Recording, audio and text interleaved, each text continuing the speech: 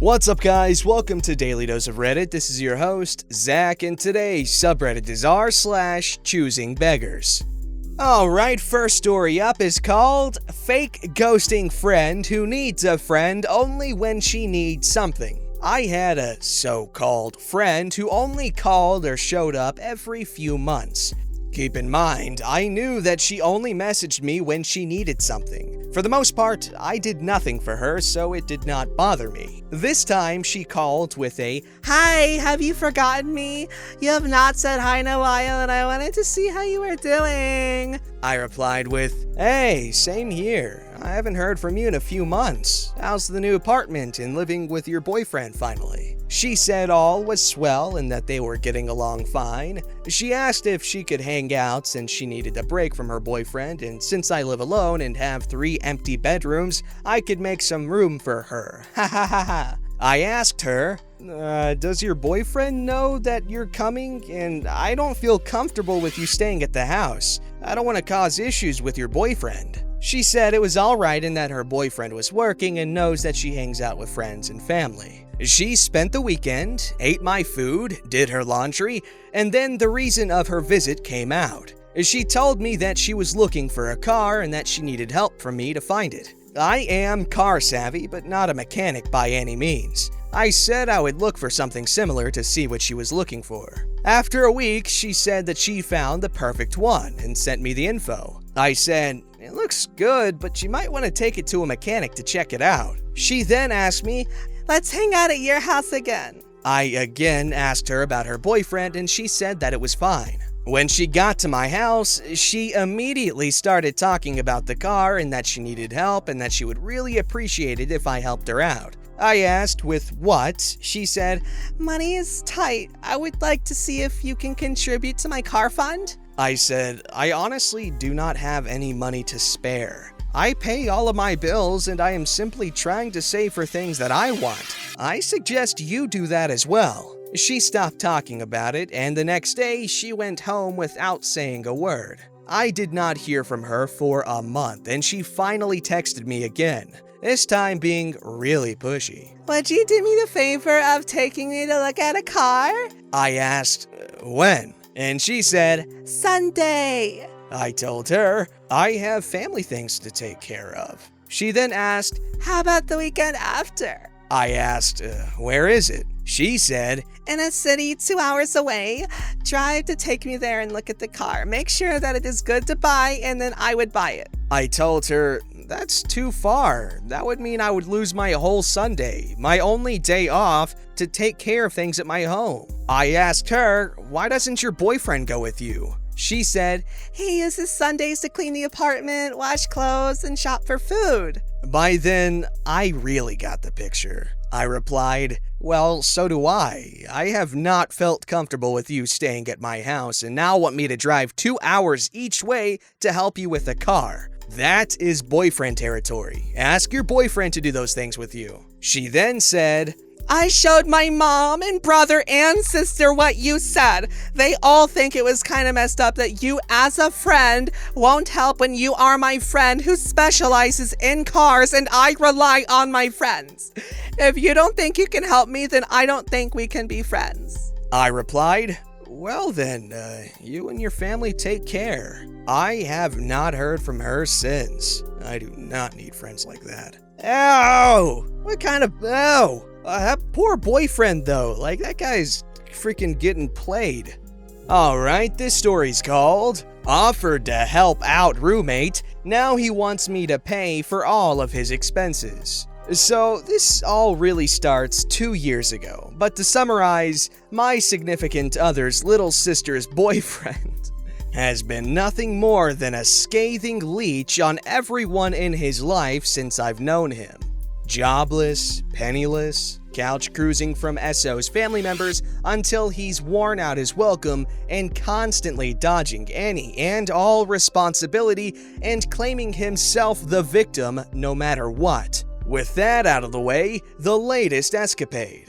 Here's the cast: significant other's little sister, Jill, little sister's boyfriend, Jack. Jack was sick for a bit and having trouble staying at work and calling out a lot. Serious enough for his HR to put him on FMLA. FMLA comes to a point for him to either extend it or go back to work. Jack decides to go back. Upon arriving at work, starts to feel sick again, calls out, and while waiting for his relief to get there, emails his boss a resignation for him to effectively quit immediately. Of course, his job fires him. Meanwhile, Jill had missed out on a lot of work because Jack would refuse to go to the hospital or doctor without her coming with him.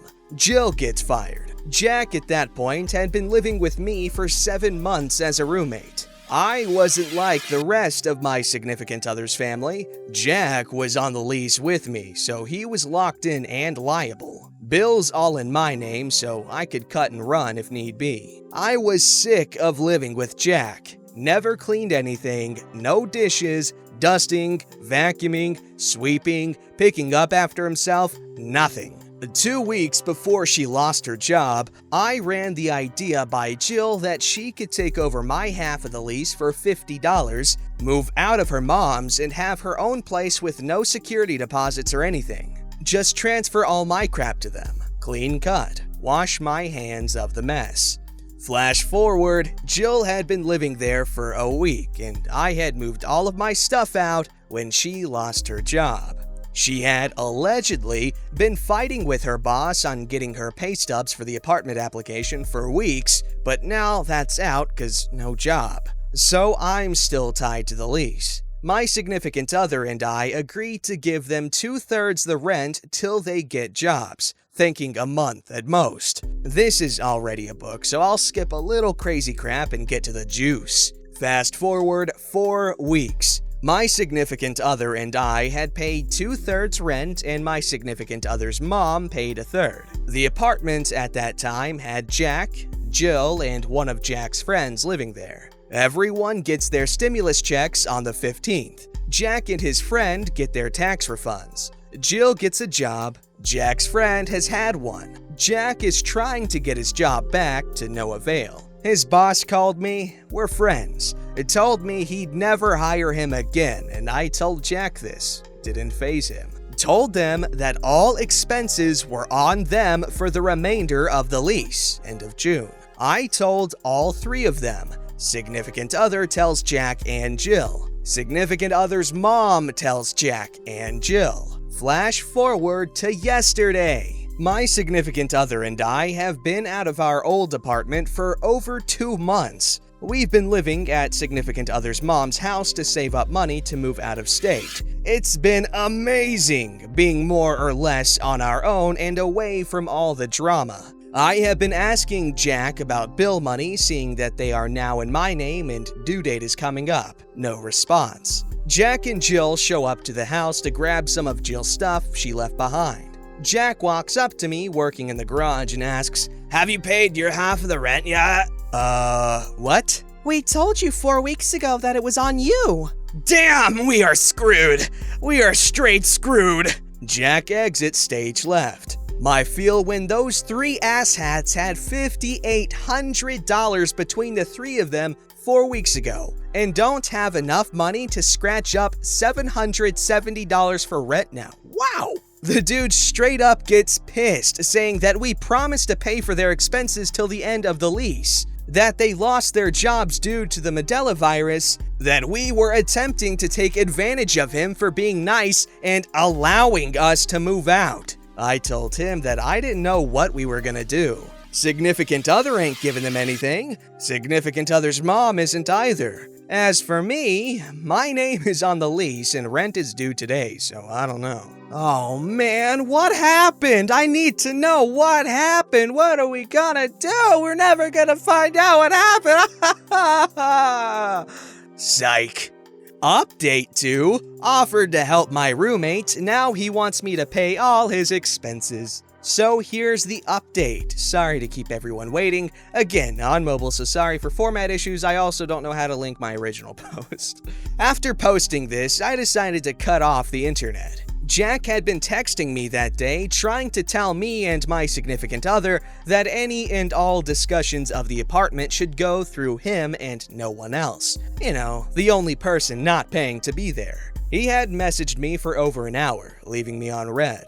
Within 5 minutes of me getting off the phone with the internet company, he texts me asking if I had paid the internet, when it's due, and how to reset the router. My significant other called and asked if I had cut off the internet, and I said yes. Significant other was getting food with their mom for Jill. They get back to the apartment to drop off said food, and Jill asks them if I had cut it off, and significant other said yes, and all three of them were laughing. Jill saying, Hopefully this will be a wake-up call. She could not have been further from the truth. I never messaged him back and turned off the message notifications so he couldn't see if I read them or not. He blew up my phone. 7 missed calls and multiple messages saying, I thought we would be civil. That's some petty ass crap, bro. I waited a bit and told him that if he couldn't afford rent, he didn't need internet and that he had no control over my actions. Him saying, I don't need the electricity being arbitrarily turned off based on a decision made entirely on your own. I don't know where he comes up with this crap, without any notice or sense of decency in discussing with or even notifying us. Like, really, dude? Am I breaking the Geneva Convention by taking away your video, James? I'm not mad that you turned off the internet, it's that you did it without saying anything, and maybe I'm in the wrong in saying this, but I feel like you avoided even talking about it with me even afterwards. I responded with, the sense of decency has been entirely absent during this entire process. Breaking the lease is an option. I'm looking at all options that remove my involvement from the apartment. I'm saying that I want out. You don't have control over whether the electricity stays on or not. I'm telling you that it will stay off until my name is off the lease. And I don't feel the same. I don't think you have tried your best and that everything that I have done has been in my best interest to do so. I absolutely avoided you after disconnecting the internet. I know that you and Jack's friend both were extremely upset, so I gave you time to calm down. This is all snippets of a 5-hour-long conversation, but he went on to talk about human decency and respect. I told him I was fed up and he got super defensive saying, fed up about what exactly? Me being sick and in incredible pain? Also, Jill was still paying a third until she lost her job. And what would have been better, potentially paying $1,000 in a lease break while also paying for 2/3 so you don't have an eviction notice in an apartment you don't even live in, or being responsible for 3/3 rent until July? Apparently, we can add math to the list of things he cannot do. I responded with, you mean you going to the hospital multiple times a week begging for pain meds and then checking yourself out when they outright refused? The 20+ showers a day? The constant noise of dry heaving and screaming? Yeah, I was fed up with that. I understand and know that you were in genuine pain, but that takes a toll on everyone, not just you. If I knew that it would take you more than 2 months to get a job, I would have broken it when I moved out. Pay between $756 to $1,256 and be done. If I had stayed, it would have been $3,800 before bills, or what you were expecting, where we pay 2/3 until the end of the lease. That's $2,560 plus whatever you can't cover. The cheapest route was and still is breaking the lease, but that would be inhumane. 1. I have already told you that I was exploring any and every possible avenue for getting my name off of the lease. 2. You didn't and don't need to know about it. 3. It only takes one signature from one resident to break it. I feel like that you've been acting like this is affecting others and that you don't care. Between you, Jill, and Jack's friend, you had at minimum $2,400 3 weeks ago, and 2 of you have jobs. How did you all spend more than $2,000 in less than a month? This whole scenario has taken its toll on you, me, Jill, significant other's mom, my dad, and probably even Jack's friend too. I know that it isn't just me and significant other, but it seems like we're the only ones who are going to care about us. He blew up, saying, "I do need to know about it because it would make me homeless." Case in point of not considering others. I even tried helping the kid, asking if I did break the lease, would it be my fault? A bit back and forth of him saying it would absolutely be my fault and a horrible thing to do, no human decency, the whole nine. Ending with, "Well, I suppose it is my fault that I didn't know that it only took one person to break a lease that had 2 signers on it. And I sincerely mean that." I told him that it was crazy how he will pull the pin and jump on every grenade he can to cry victim and to have a nice night. Of course, he had to get the last words in by quoting some of my texts at me, and I left it alone. The next day, I talked to the leasing office and explained everything. The night before, they had $500 to put towards rent, but now only had $320. It costs $175 to open up a new internet account with crappy credit around here, and I guess $5 for a Happy Meal. I told the office that. She laughed. I told her that any and all money was coming from them alone. If they were behind or not paying, to let me know and that I'd be breaking a lease. I also typed up a legal notice stating that under no circumstances would I renew or open up a new lease there in the next 12 months, because I guarantee Dirtbag would do that to me. I haven't heard from him since. Since then, Jill has gotten a second job, and Jack has an interview today to try to get on at Jill's second job. Of course, because he has to be stuck up Jill's ass constantly. It only took him 3 months since he's gotten better to get a job.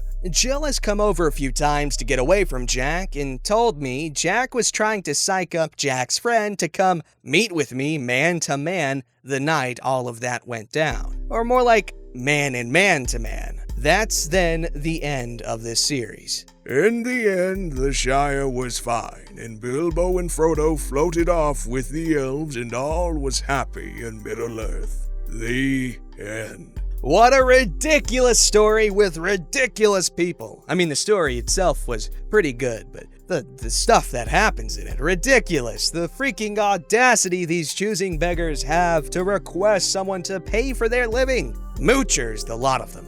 Also, I'm really proud of how I read that last bit. I like that. Thank you for sharing, OP. Good story. Don't forget to like, subscribe, and hit that bell to never miss an episode.